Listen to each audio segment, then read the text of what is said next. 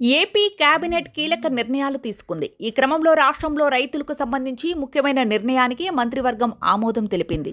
ఈ ఏడాది ఆగస్టు 30 తర్వాత వరద ముంపునకు గురైన విజయనగరం, అల్లూరి సీతారామరాజు, కాకినాడ, ఏలూరు, పశ్చిమ గోదావరి, కృష్ణా, గుంటూరు, బాపట్ల, పల్నాడు, ఎన్టీఆర్ జిల్లాలోని ప్రాంతాల రైతులకు రుణాల రీషెడ్యూల్కు అనుమతిస్తూ నిర్ణయం తీసుకున్నారు.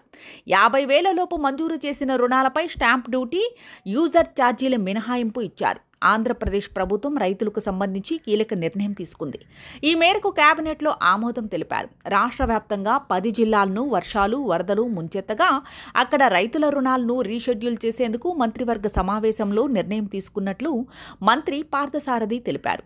అల్లూరి సీతారామరాజు, విజయనగరం, కాకినాడ, పశ్చిమ గోదావరి, ఏలూరు, కృష్ణా, ఎన్టీఆర్, గుంటూరు, పల్నాడు, బాపట్ల జిల్లాల్లో ఈ ఏడాది ఆగస్టు 30 తర్వాత వరద ముంపునకు గురైన ప్రాంతాల రైతులకు రుణాలు రీషెడ్యూల్ చేస్తారు.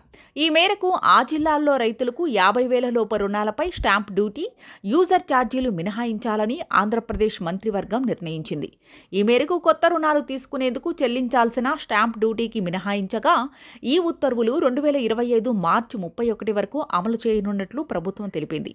జాతీయ సహకార అభివృద్ధి సంస్థ నుంచి ఆంధ్రప్రదేశ్ ఏపీ మార్కెట్ ఫెడ్కు 1,000 కోట్ల అదనపు రుణం పొందేందుకు ప్రభుత్వ హామీ పొడిగిస్తూ కేబినెట్లో నిర్ణయం తీసుకున్నారు. ఈ రుణాన్ని ఈ ఏడాది వరి సేకరణ కార్యకలాపాల కోసం తీసుకోనున్నారు.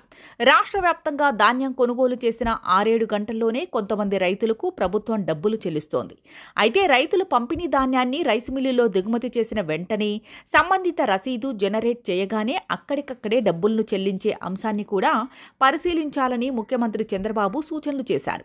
గత ప్రభుత్వ హయాంలో రీసర్వే చేసిన 6,688 గ్రామాల్లో సబ్ డివిజన్ కోసం 48,899 అర్జీలు రాగా ఒక్కో సబ్ డివిజన్ చేసేందుకు చెల్లించాల్సిన 550 ఫీజును మినహాయిస్తే నిర్ణయం తీసుకున్నారు. రాష్ట్ర వ్యాప్తంగా గ్రామ కంఠం భూముల సర్వే రికార్డింగ్ కోసం 679 సూపర్ న్యూమరీ డిప్యూటీ తహసీల్దారు పోస్టుల్ని తీసుకొచ్చారు. 2 ఏళ్ల పాటు కొనసాగించేందుకు కేబినెట్లో ఆమోదం తెలిపారు. కొన్ని షరతులతో రీసర్వే ప్రాజెక్టు కింద మిగిలిన 10,128 గ్రామాల్లో రీసర్వే చేయాలన్న ప్రాతిపదికను కూడా మంత్రివర్గం గ్రీన్ సిగ్నల్ ఇచ్చింది. మరోవైపు చిత్తూరు జిల్లాలో నూతన కృషి విజ్ఞాన కేంద్రం ఏర్పాటుకు 50.21 ఎకరాన్ని ఆచార్య ఎంజీరంగా వ్యవసాయ వర్సిటీకి ఉచితంగా బదలాయించాలని నిర్ణయించారు.